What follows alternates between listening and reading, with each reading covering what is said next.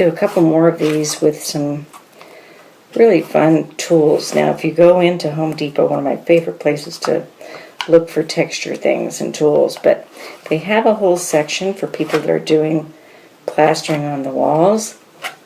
Again, you want just enough to make it nice and smooth. And then these are some of the tools that they have that are really fun. This is like a normal kind of a palette knife, but it has a little serrated edge, so that makes it fun if you don't want to mess up your combs. This one has two different types of edging, and then this one has a pattern on itself. So this one you can just pattern, and it really doesn't matter how smooth, or if you just want one pattern on it, you're going to be fine, because the more texture for me, the merrier anyway. This one's going to be fun. So here we've added a lot of texture and even allowed it to do its own thing, and we'll let that one dry and come back and paint it.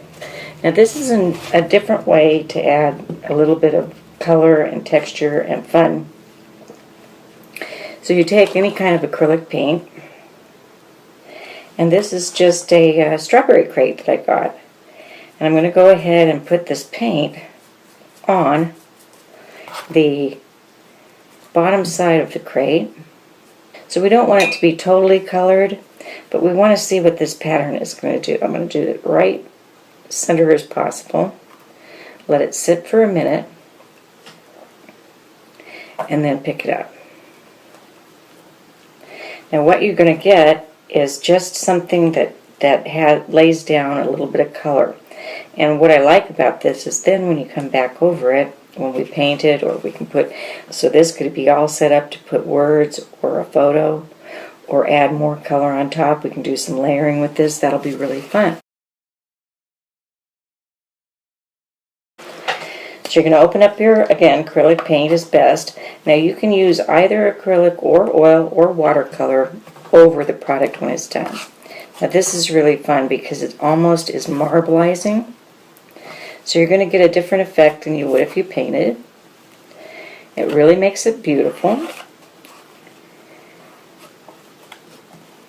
As you can see, I'm just marbling away. And you don't want to go totally, well, you could make it real smooth, but this gives you a lot of pretty texture, and of course you could use any color you want to. So that's just another idea. In fact, you can then go back over it with this, creating yet another pattern.